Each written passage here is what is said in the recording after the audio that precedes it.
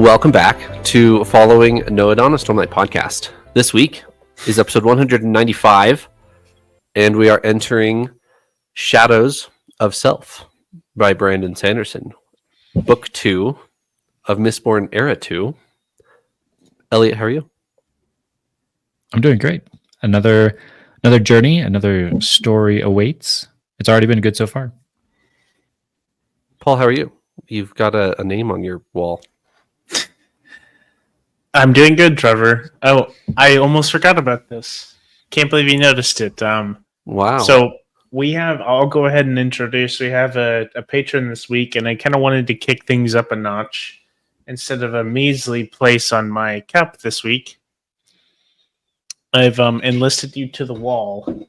So, Jared, I hope you like your name out there because I've, put you up on the wall for me and us to see. So yeah, if you're listening on Spotify, Jared is our newest supporter, and actually Jared is a Knight Radiant, so he's kind of better than all of us, which puts me to shame a bit, because I am not actually a Knight Radiant. However, I dream to one day be a Knight Radiant. So we're very grateful for the support, in all seriousness, jokes aside. And so I figured, if you're a Knight Radiant, I guess you deserve a little publicity. So I figured I'd just put you up here. Hope that's all right. So, yeah, thank you. Thank you, Jared. We appreciate your support. Thank you. Alrighty. Let's roll intro shortly, and then I'm going to keep the mic because I have a quote to read before we get into chapter summaries, which will be Eliot-led. So let's roll the intro.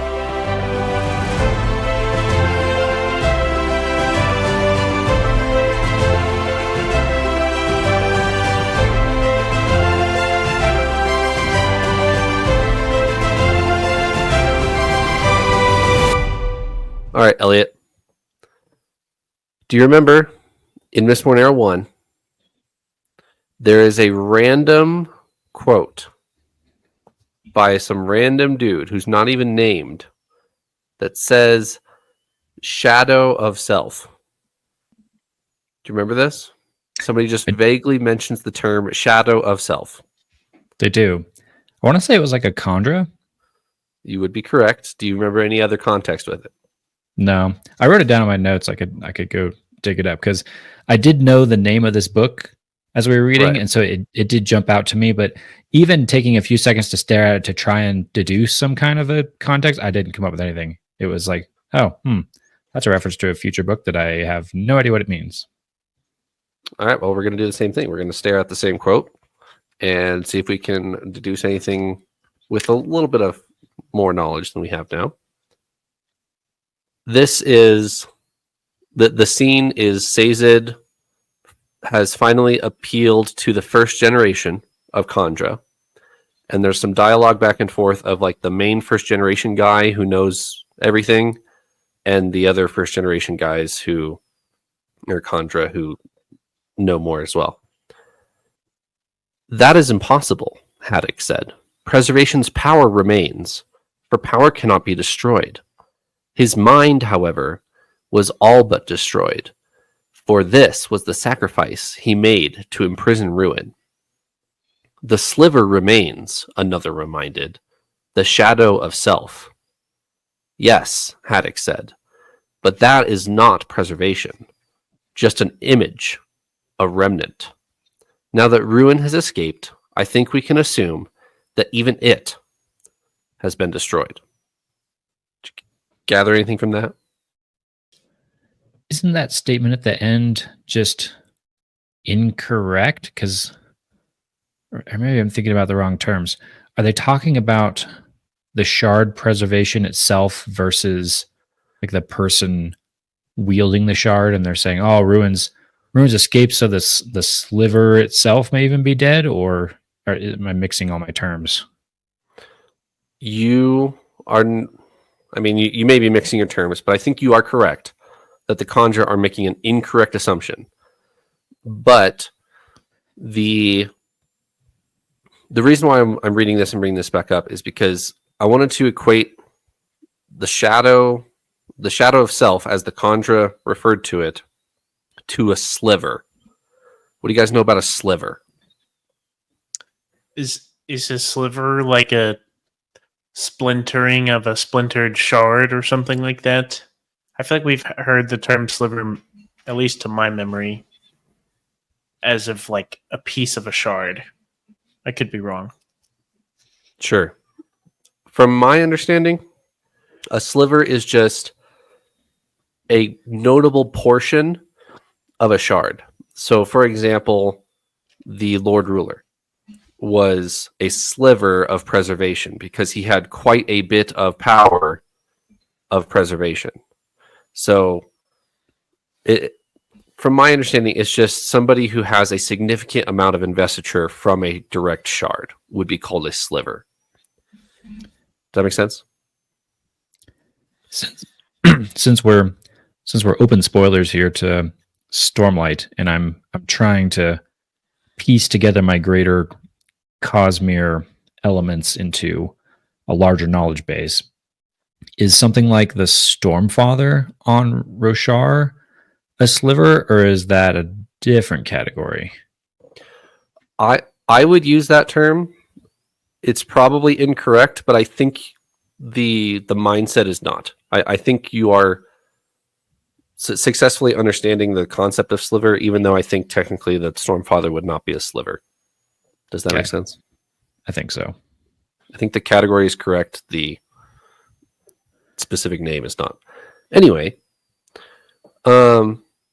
with all that in mind, Eliot, do you want to go for a chapter summary for the prologue through chapter 4 of Shadows of Self?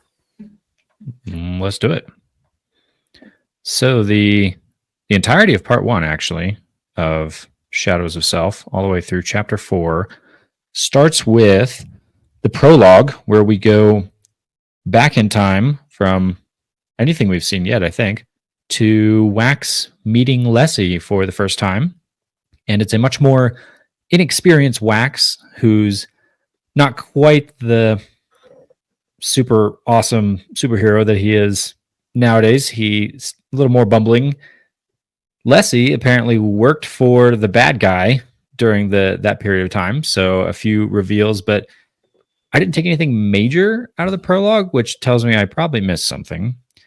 But chapter 1 jumps right into the meat of Shadows of Self, and we get a scene, a rather violent scene ultimately, where we pick it up with the governor of Elendil's brother, Winsting.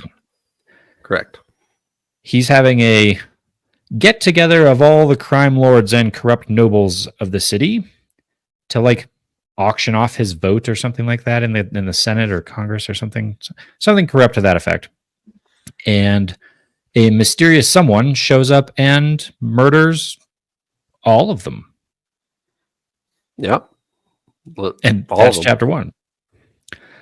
Chapter 2 is back with our heroes. We've got Wax and Steris and Wayne and Mercy, the whole crew. They are trying to chase down the... I'm trying to remember. What's the name of the organization of like crime lords they're trying to chase after that his uncle is with? The Set? Oh, the Set. Thank you. Yeah.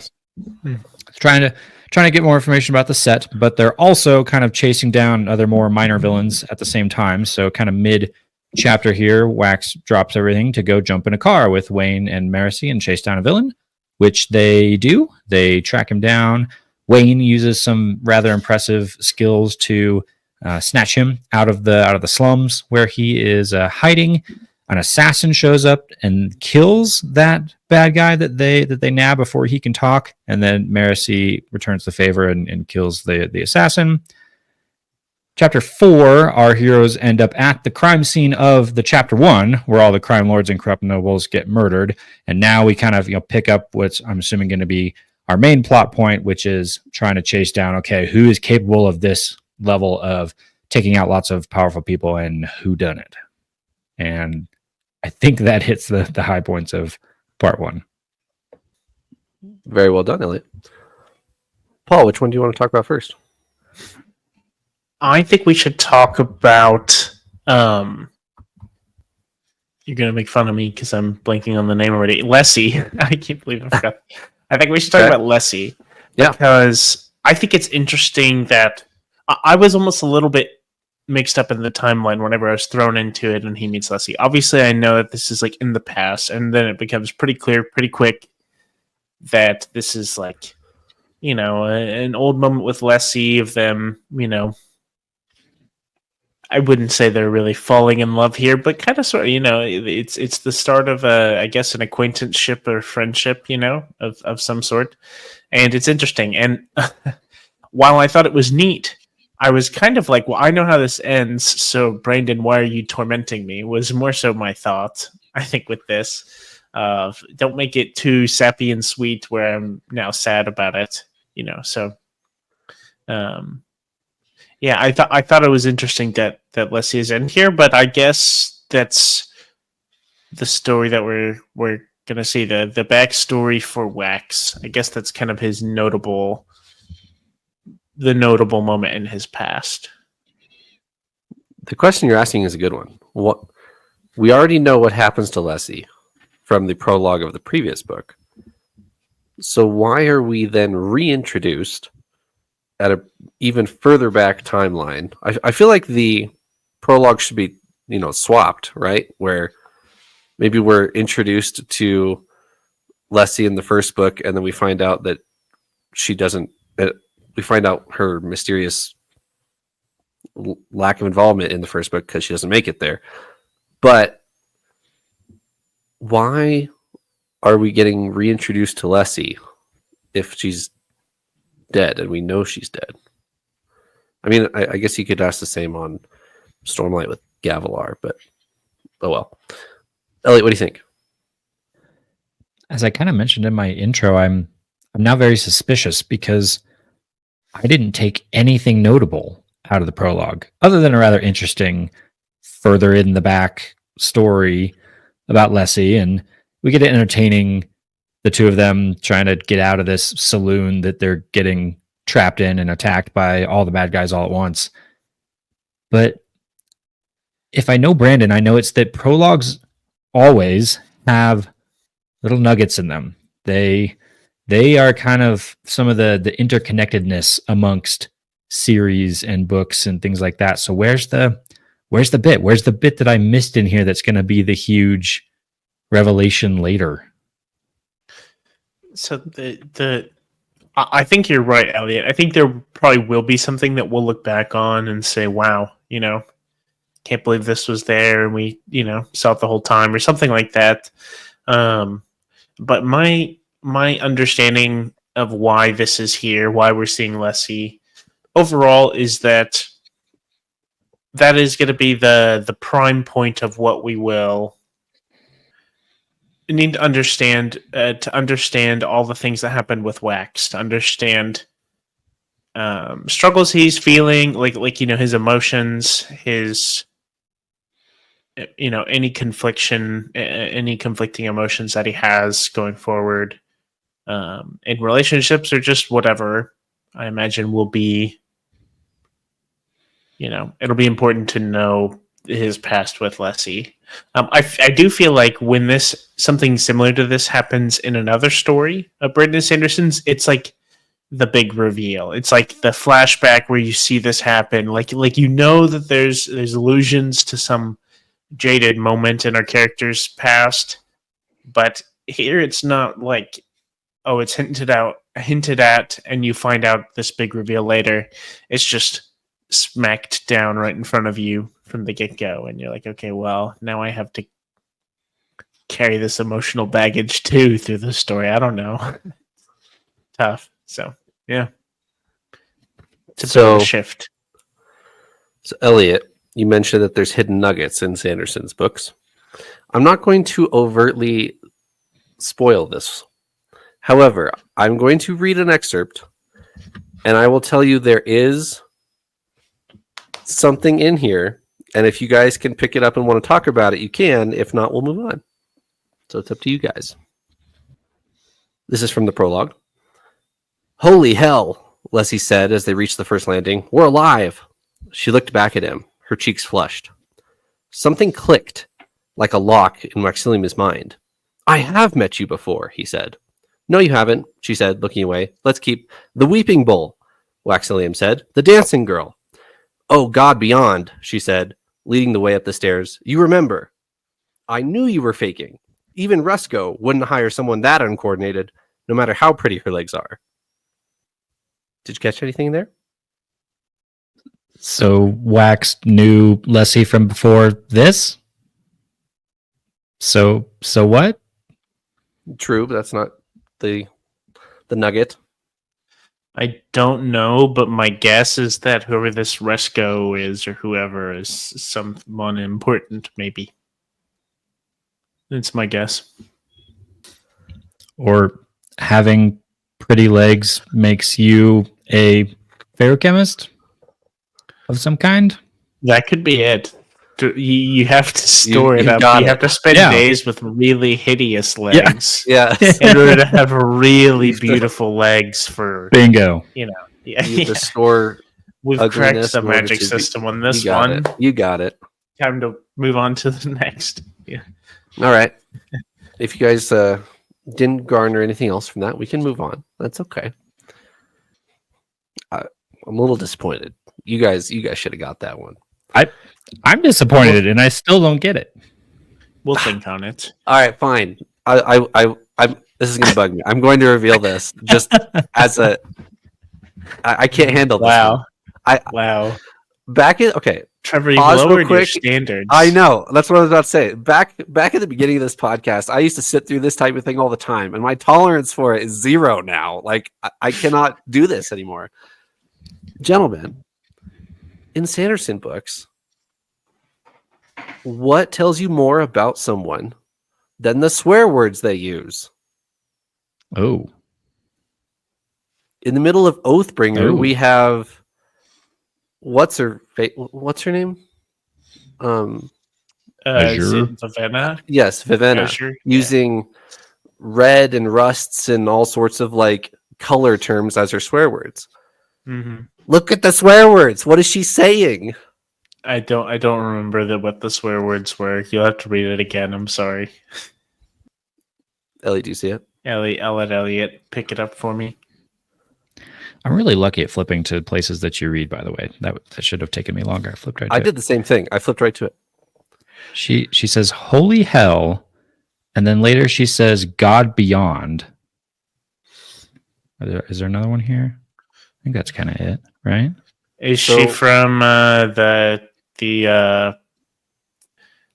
forests of the nightmare night? You know that Shadows one. for Silence, the Force of Hell, Threnody. Yes, yes, that one. Perhaps.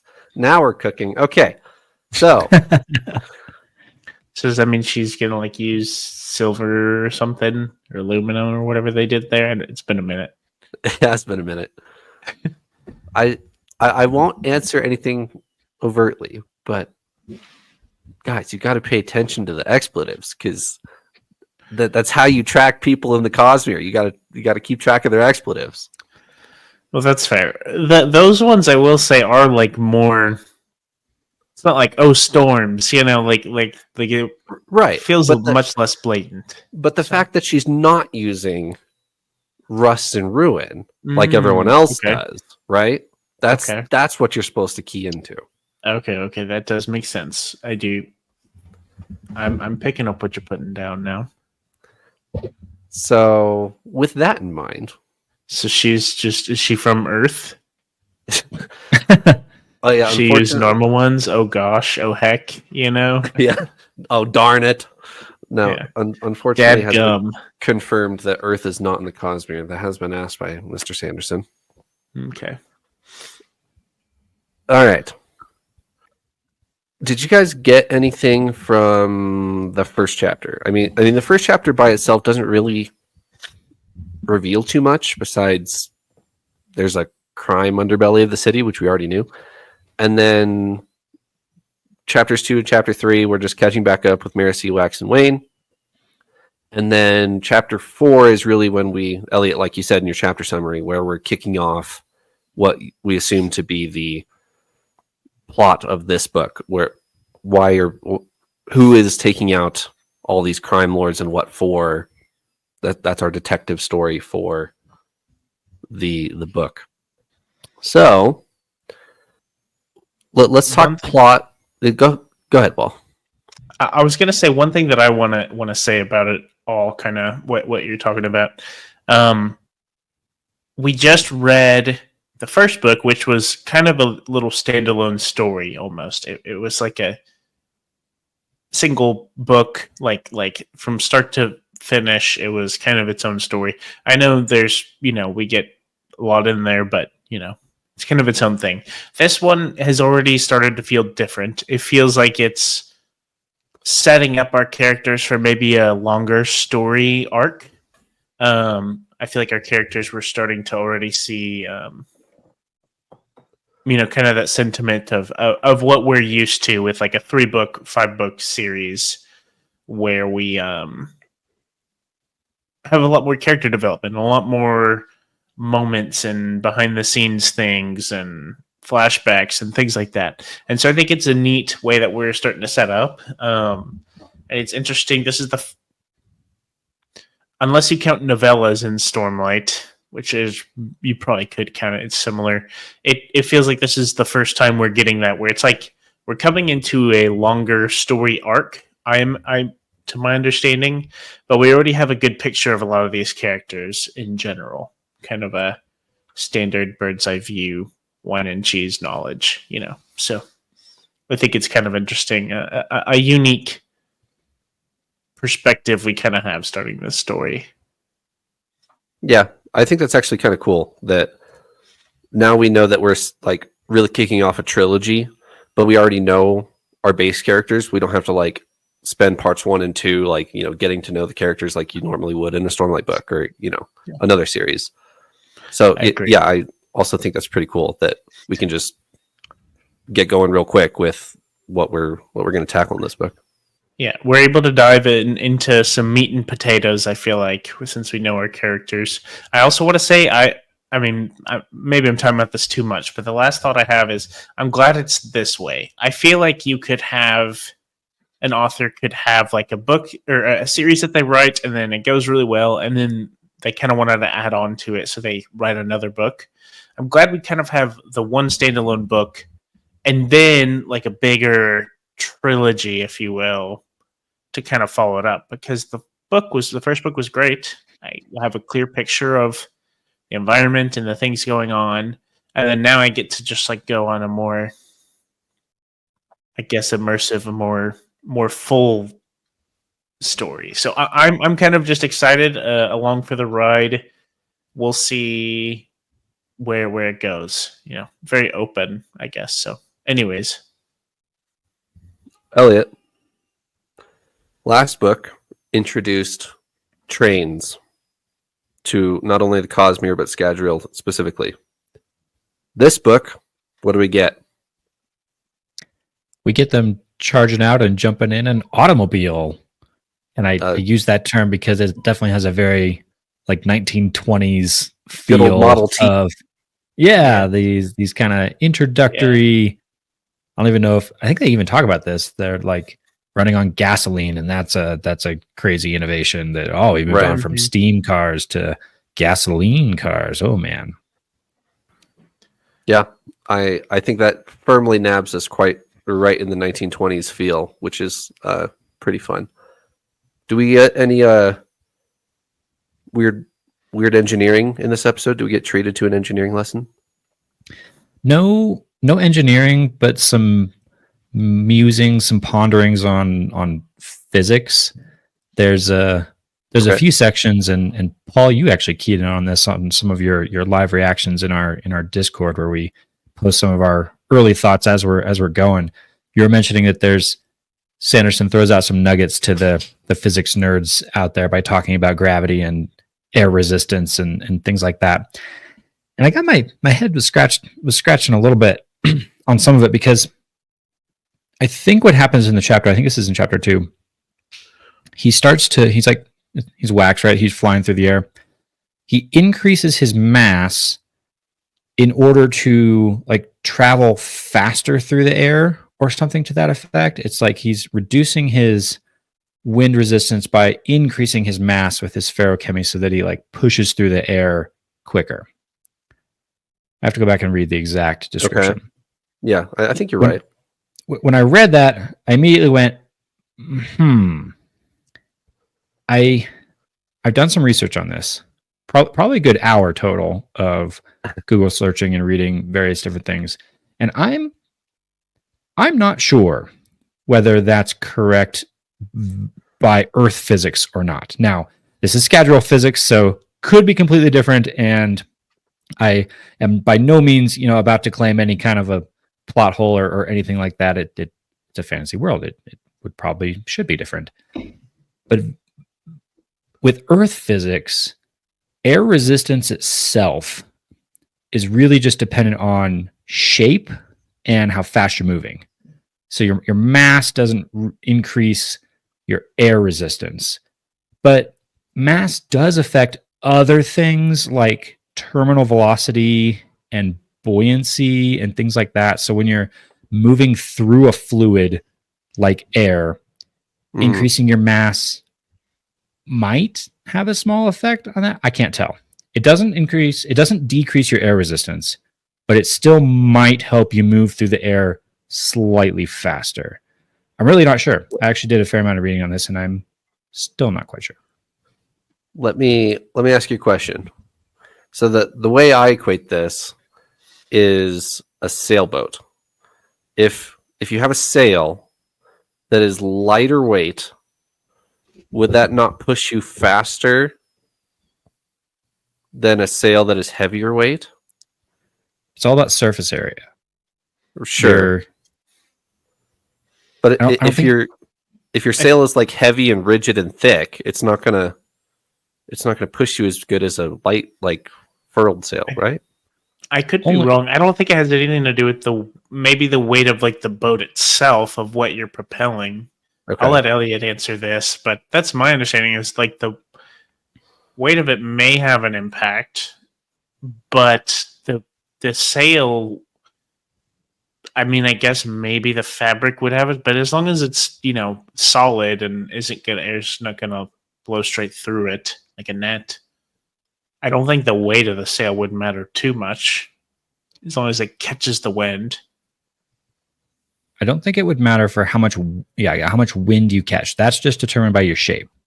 But a heavier sail means a heavier boat, which means it's going to move slower through the waters because you're trying to push more boat through more water because you're sinking lower, like those kinds of things. Sure. But purely air resistance is just your shape and how fast you're moving. You move faster, you push against more air. So, okay. So I guess I asked the question incorrectly. Let's change it to a parachute then, a little bit more applicable here. If you have a lighter, well, no, that's not true either. If you have like a light, like canopy parachute, and then make it heavier, will that not then fall faster because it's? You have to be careful how you use your terms. So right, okay. If you increase the mass. Think of so a fabric parachute versus, let's go extreme, like a concrete parachute. Right. If it's the same shape, you're going to catch the same amount of air. So your air resistance is going to be the same. But if you're heavier, you're going to have a higher terminal velocity, which means you're going to accelerate at the same speed. So if you drop the two objects, they're going to fall at the same rate because they accelerate the same. But the heavier concrete parachute has a much higher terminal velocity because there's more mass there. So eventually your fabric parachute hits terminal velocity, which is exactly what you're trying to do with a parachute, is hit terminal velocity at a really low speed, so you move slowly. Whereas the concrete they'll accelerate the same, but eventually the concrete will go faster because it can get to a higher terminal velocity. So technically, I think Wax can do the same thing. He can make himself heavier, which increases his maximum terminal velocity. Okay. But yeah, he's flying sideways, so it's not really gravity related. It's complex. I don't know whether this is accurate via Earth physics or not. Okay. Yeah. So my mental picture is just it's less about drag and more about increasing terminal velocity, and that's why you would be going faster if you're heavier. So I guess that does make sense in my brain. I'm not sure if that's super applicable to wax, like you were saying, but maybe it is. I think it falls firmly in the category of I'm going to go with it. I'm going to go with what Sanderson's got going. Whether it works with Earth physics or not, it might. I don't know, but this isn't Earth anyway, so we go with it. All right, completely changing directions. There seems to be, Eliot, you mentioned this, I think, in our last episode. Maybe a love triangle forming. That at the end of last book, Wax makes the conscious decision to move forward with the engagement with Steris. He rescues Steris. She's all grateful, and they move forward with their engagement. But throughout last book, it was kind of hinted, and there were a couple scenes where it was talked about directly, where Marcy was beginning to catch some feelings for Wax, and Wax was like, I'd be bad for her. I should not. I should stay away from her because she's innocent and a young kid of 23 or whatever she is, 25, and he's like just hit 40, I believe. So, where do you guys think that this is going? Prediction time. Do you think this is a full blown love triangle between two half sisters and Wax, or do you think something else is going to happen, or what? Where do you think this is going? I mean, the safe answer for me is it's too early to tell, but I should make a bold prediction either way to be more fun. I think we'll kind of play with the love triangle trope for a while, but I don't think it's going to be long term. I don't think we're going to be like a book and a half from now and be worried about that. Is my guess. I think I might predict the exact opposite. I think we might be in for a bit of a slow burn, that this is going to be a kind of in the background thing for maybe a while, and that the Wax Steris marriage doesn't happen till book 4 here, or like, does it happen? Does Wax spend a lot more time with Marcy during the stories and starts to build more of like a friendship connection there, which blossoms into romance, and then now we've got a dilemma because he's engaged to Steris, but he actually has more fun hanging out with Marcy. I wonder if that might actually be a backdrop to this for like the next 2 books. I mean, Sanderson's doing some deliberate page time with Marcy for the reader and not Steris. So we're seeing way more Marcy in this previous book and this book so far. And Steris has been in what? 4 scenes total? Like she's in 4 chapters, and she's which kind I've of been awkward and weird. Which I've been a little bit surprised by. I thought we were going to see a pivot. That book 1 was going to be kind of Marcy focus, and then book 2 was going to get full into, okay, now you get to learn about Steris. It's still about Marcy and Wax and Wayne, and Steris is still a side character so far, at least. Alrighty. Big name drop for this episode. Although, full disclosure, we've read for next week and know where this goes. But as Wax is jumping through the city after the marksman, I think is the guy that they're chasing the first couple books, or chapters, I should say. He's like running through the crowd or jumping through the crowd, he sees out of the corner of his eye Bloody Tan, who I've quoted already multiple times on this podcast. What's his famous line, gentlemen, from last book? Is it the like I've seen Iron Eyes? Yep. Or and he says I've seen Iron Eyes and something. I've seen Iron Eyes. I've seen Death, And his final words are, "Someone else moves us, lawman." And then Wax shoots him in the face. That's right. And now he's back, or maybe. And Wax sees his face out of the corner of his eye as he's chasing the marksman. And then that's kind of all we get. And we continue to go capture the marksman, and then he gets assassinated. And then in one of the most like openly gruesome scenes in the Cosmere, where Mercy is being held hostage, pulls her little like one-shot pistol out of her purse and, quote, blows the bottom of his head out through the top. What an epic descriptor line. I was like, oh, wow. Okay. And then like the entire next chapter, she's like peeling bits of blood off her dress. Like, we get quite the descriptions here. And at this point, I was ready to chalk up this Bloody Tan sighting to Wax being a little bit, I don't know quite what the right term is, hallucinatory. I don't know. There's a better word than that. But Wax carries around baggage. He's scarred by stuff that's happened in his past, Lessie most of all. So for Wax to see a face in a crowd that gives him some PTSD doesn't immediately scream to me that that person's actually there. So I was very ready to say, oh, this is Wax just reliving some of his past terrible events in his life.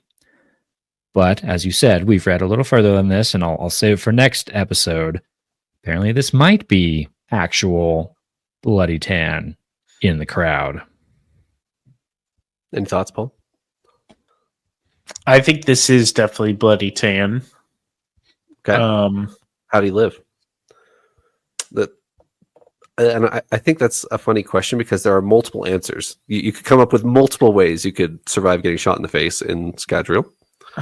That's true. That's true. We had the whole Miles thing last book, which, you know, I don't think it's that, though. I think it is, I mean, Shadows of Self, we're talking about this whole Splinter, was it Splinter?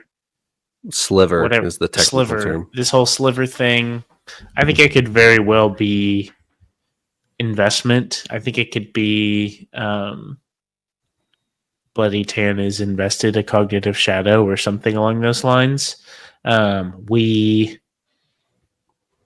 feel like I always think of our cognitive shadows as being good guys, you know, but I think there's no reason that he couldn't be, you know, so I think it's something along those lines where he, you know, maybe he's dead, but he's not really dead. You know, we've talked about how rocky that gets of people actually dying in Cosmere books. So I think it's something along those lines. Or whoever this is, my only other prediction, which I just thought of, is, you know, there's this whole, you know, he says, someone else moves us, lawman. Whoever that someone else is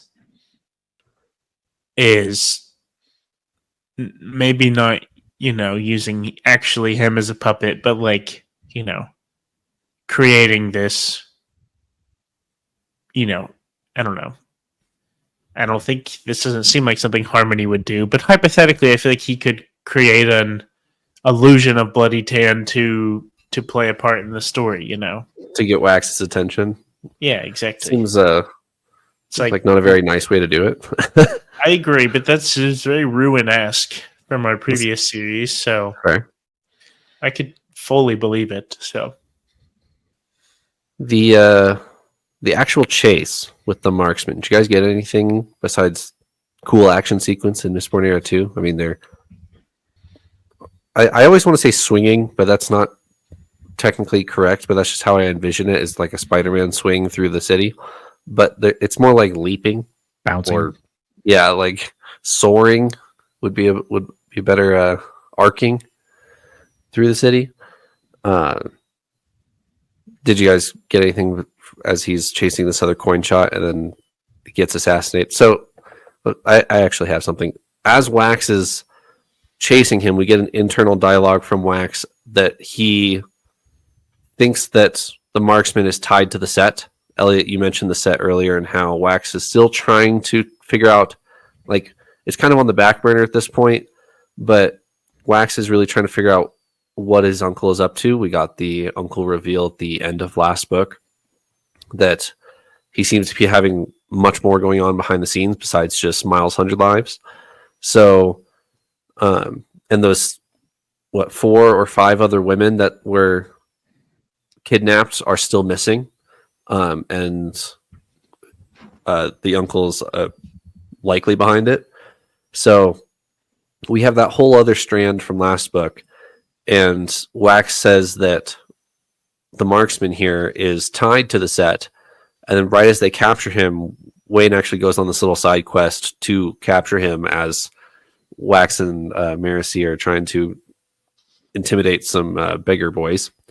And then he gets shot in the head with a crossbow bolt from an assassin, so to presumably not leak any information that he might have. So there's, on top of the crime assassination spree that we had in chapter 1 and chapter 4, there's also this other thread that we've gotten from last book of Wax's uncle and the set and what's going on with that.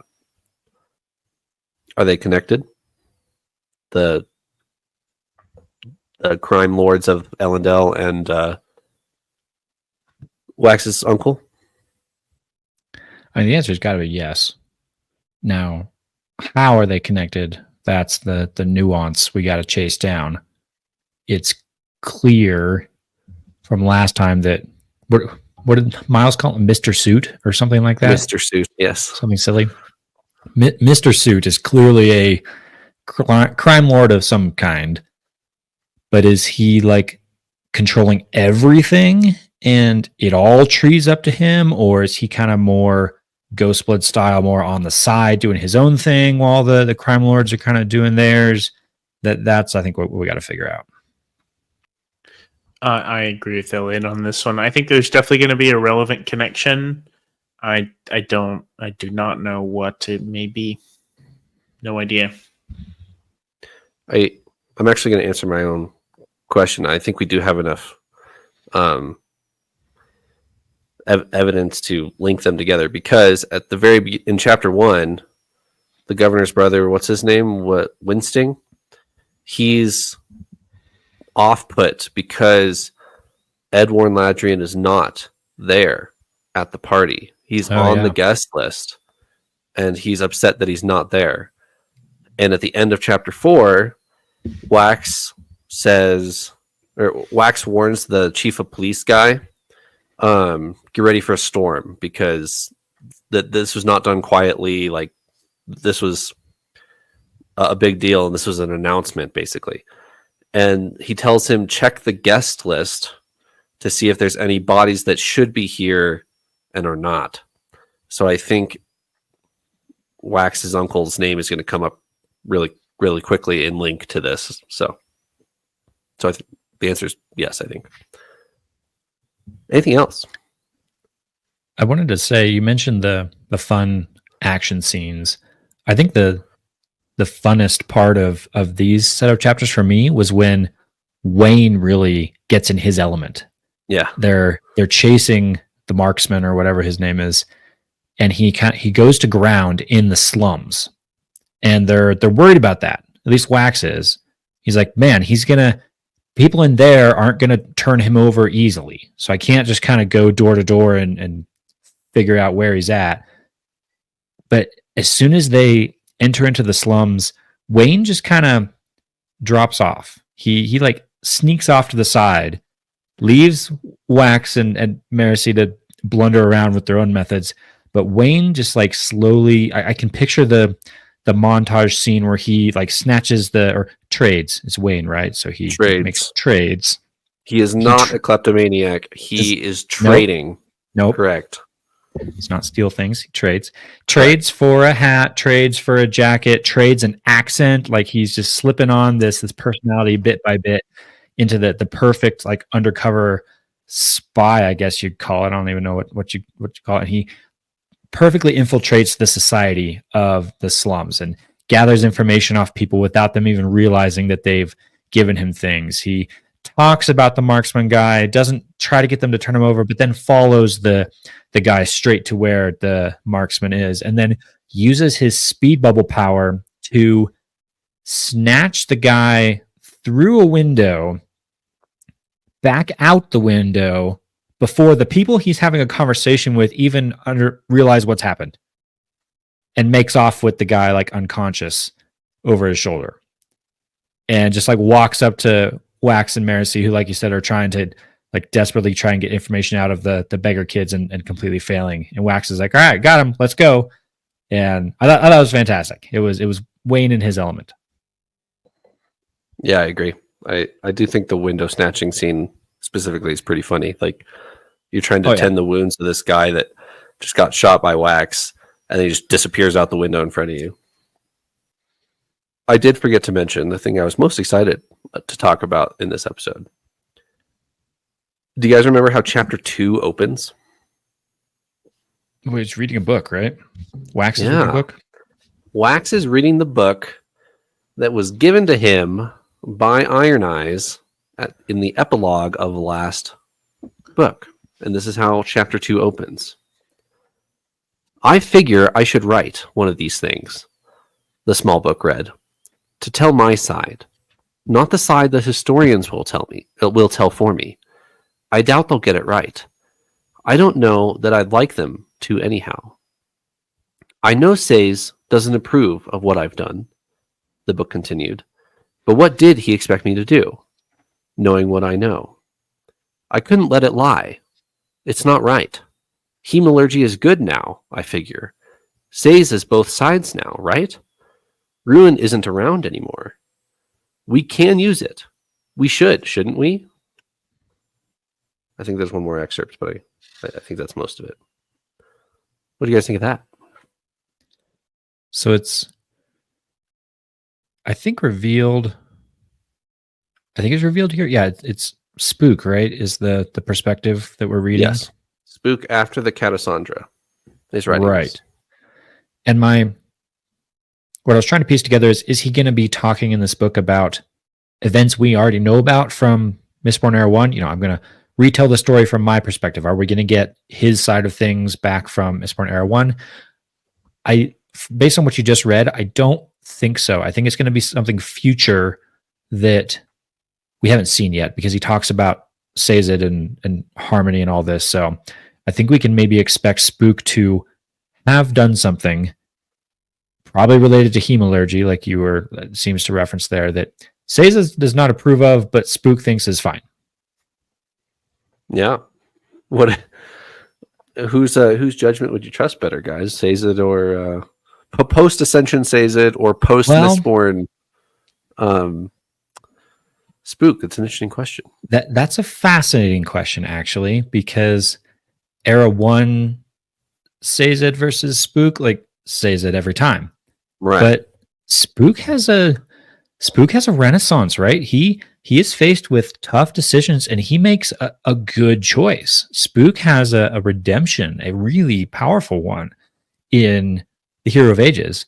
And Sazed, while he's a great guy, I trust Sazed quite a bit. He also now carries the Shard of Ruin, yes, who we've seen do some really nasty things. And so, like, do I trust post-Ascension Sazed? I want to. This is certainly the hardest question of this. I think I'm going to be asking this whole series, honestly. I mean, my gut definitely says to have to trust Sazed, but you're right. Like, the power of these shards is, not to be trifled with, I suppose. And I don't know. I think. Go ahead. Yeah, I don't know what to think. I do think it's a very interesting question, because Eliot, like you said, at the beginning of book 3 of Mistborn Era 1, you would absolutely go with Sazed every time. But by the end of book 3, Sazed, Sazed's a great guy, but the 2 shards he's holding, and what is that going to do to him? That's a very interesting question. Just as an aside, I just want to say I'm a little disappointed in Brandon Sanderson. That book that Spook is writing would have been a perfect little epigraph thing in our book. Like, I want to know more excerpts of that book. That was the perfect opportunity to put epigraphs in Mistborn, and you have not. I want to read more of Spook's book, but I don't get to. Really, it's not in epigraphs. I do love the commitment to these in-world books, and the in-world books themselves being really good. Anything else before we get to a Stormlight refresher, gentlemen? Nah, I think we've set the scene well for Mistborn, Era 2, Book 2.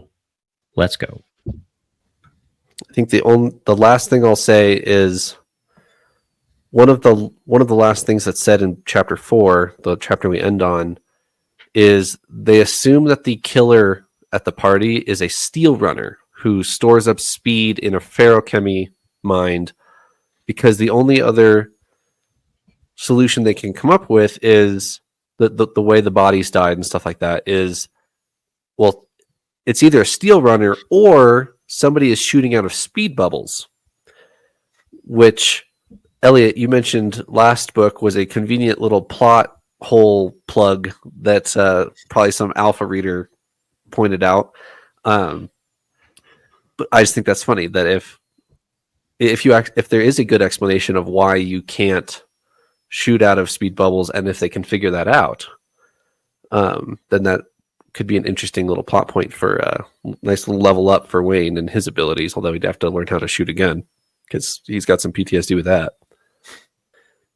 Alrighty. That will conclude this week. Next week, we will be doing chapters 5 through 7. Let's get into a Stormlight review. Gentlemen, the votes have been cast from last week. Actually, the week before.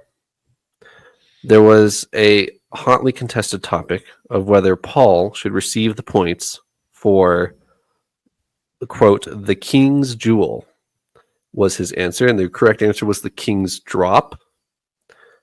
The votes are Paul does not get the point, and it goes to Eliot. So the current score going into this week is 8-5 in Eliot's favor. Paul, you're going to lead this.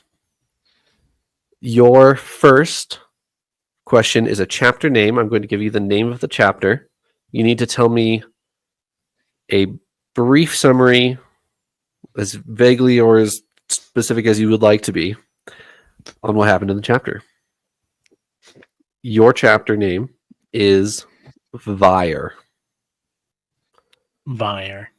This is the chapter where Moash becomes Vire in Rhythm of War, where he what's the word I'm looking for? And I would say he's kind of like anointed to become Vire and no longer feels feelings. I believe that chapter is actually an Oathbringer, but you are incorrect. Really? Wow. Okay. Eliot? I think this is when Moash, who has become Vire, stabs and kills Yezrian with the special dagger thing that sucks his soul into the stone. Incorrect. Those are the same chapter, by the way, that you both are referring to. This is... Can I take a second guess? Not for points. Not for points. I'll give it. Yeah, sure. What's your second guess? Is this the end of part 1 of Rhythm of War where he does the Bridge Force salute after killing somebody in front of Kaladin? Rashon in front of Kaladin. And no, that was a good chapter, though. I have considered that as a chapter name recently, and you might see it on a future question. This one is an interlude, which is why it's called Vire, because most interludes are just titled the name of the person that the point of view is from, is an interlude in Rhythm of War where Vire is in Kolinar doing heavy menial labor so that he doesn't feel pain and just feels numb. And Odium comes to visit him and asks him, how can we kill Kaladin? And Vire says repeatedly, you can't kill Kaladin. You can't kill Kaladin. You have to defeat him in other ways, which is how they come up with the plan to kill Teft. Actually, the original plan is kill his father in front of him. And that's how you break Kaladin instead of kill him. There you go. Eliot, here's your quote ID. Who is speaking? When the heralds next return, what will they find? A people who have forgotten them yet again? A world torn by civil war and squabbling? If we continue as we have, then perhaps we deserve to lose. This could be a few. This one could definitely be a few. I think you're intentionally trying to mislead us with this one. And there's an obvious-ish character that I'm not going to name because I don't want Paul to guess it, in case I'm wrong. But that this is actually Noadon speaking. Wow. That is incredible, Eliot. That is correct. Yeah. Wow. I thought that neither one You of were you trying to trick us, weren't you? I thought that neither one of you would get this, but one of you would get it on the response. Because then Dalinar responds with, there is honor in loss if that loss brings learning. That one, I think, is a little bit easier in response to what was just said. But for you to pull out Noadon, that quote is in the Way of Kings. Wow, I'm really impressed with that one. Paul, would you have gotten that? I would not have gotten that. Well done, Eliot. I know my Noadon sometimes. We have been following him for quite some time now, so That's 4 true. years now. yeah. Alrighty. 1-0 to Eliot. Paul, here's your review. What book are they talking about, and what did they rate it? I'm not sure what more I can say about the author and this particular series that I haven't already gushed over in other reviews. I still liked this one on a reread, but to be honest, it wasn't my favorite of the series. Still excellent characters, world building, plot, and writing. I also liked the humor. All of those things Brandon Sanderson nails down firmly. Even though his books are long, they never ever feel long. I love being suspended in his stories. The ride is never a bumpy one. There seemed to be less action in this one, but there was more peeling off layers of the characters. Still a worthy trade, so it worked. I would have liked a little more action, like other books, but this is just me. It all comes down in my head. Is this person one of those people who grades harshly, or do they hand out stuff? Because I'm like, they obviously like it, but is it a 4 stars like it? Is it a 3 stars like it? Is it a 5 stars? Yeah, it's Brandon. I love him. 5 stars. That's the wild card for me. I say that's the wild card. I'm also between 2 books. I'm actually gonna go with. I'm gonna say that this is 4 to 5 stars for Rhythm of War. I'm gonna stick with my gut instinct. Eliot? Rhythm of War seems like the book to go with here, although I'm actually tempted to go outside Stormlight. But I think I'm going to stick to Rhythm of War. But I think this is an all-in fan. This is that they're trying to find things to kind of, make it sound not too nice, but the rating I think is a love it. It's a 5 out of 5. Rhythm of War. Alrighty. This is Rhythm of War, and it is a 4 out of 5. Oh, So Paul got both points. Congratulations. It is 2-2, moving into the final trivia question. Eliot, this trivia question is brought to you courtesy of one of our patrons, MD Hawkeye. Thank you for the question. Palm, a wash girl for Marays in Oathbringer, is secretly who? come again? There's an easier version of this question if neither of you get this right the first time. What was that? A name you said at the beginning? Palm, P-O-M, Palm. a wash girl for Marays in Oathbringer, is secretly who? But isn't Where's a Radiance where we get the like Marae's Ghost Blood intrigue where there's secret people who aren't who you think they are? Wow.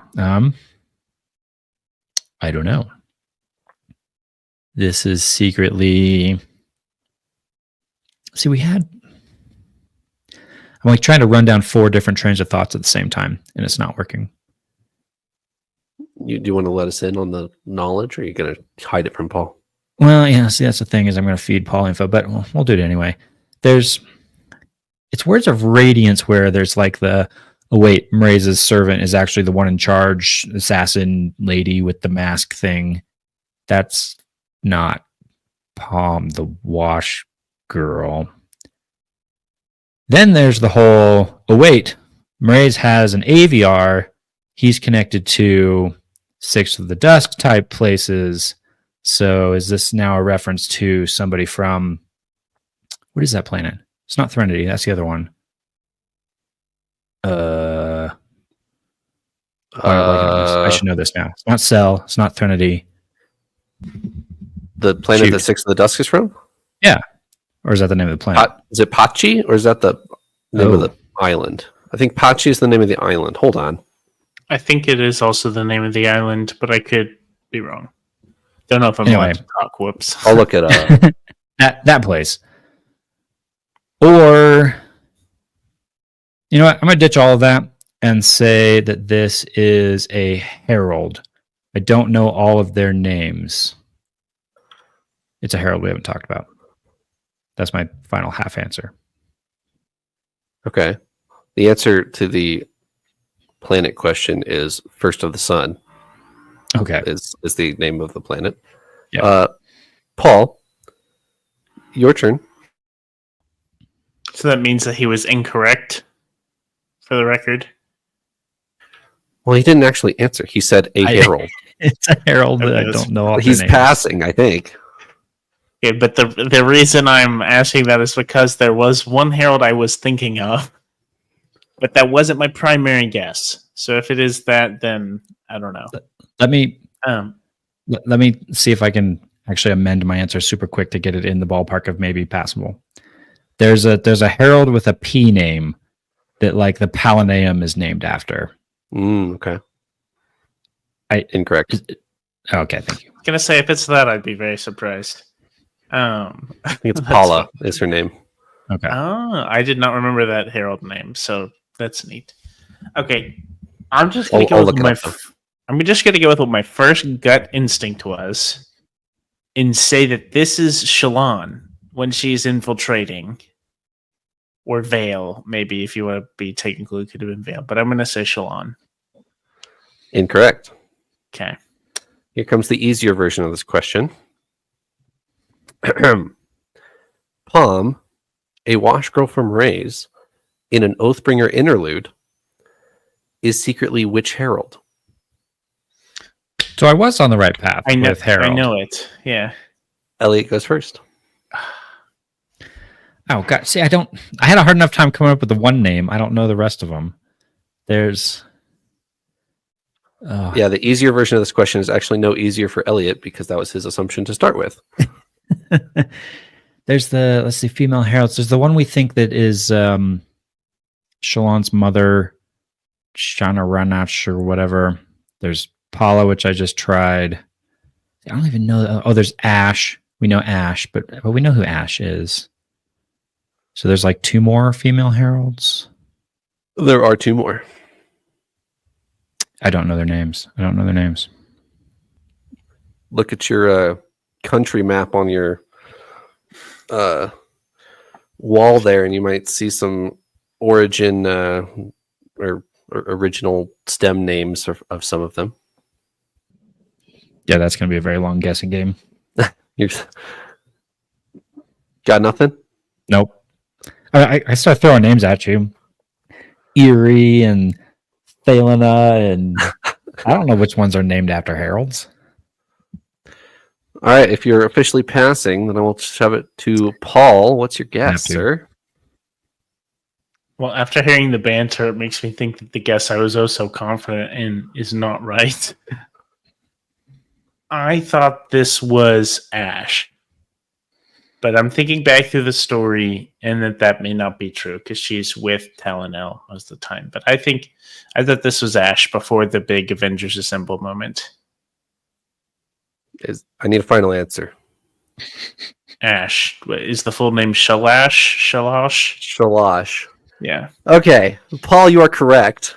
It is. That was Shalash. what? That was unironically about to be my first guess, but I wasn't confident in it. And here, that was the one I was thinking of.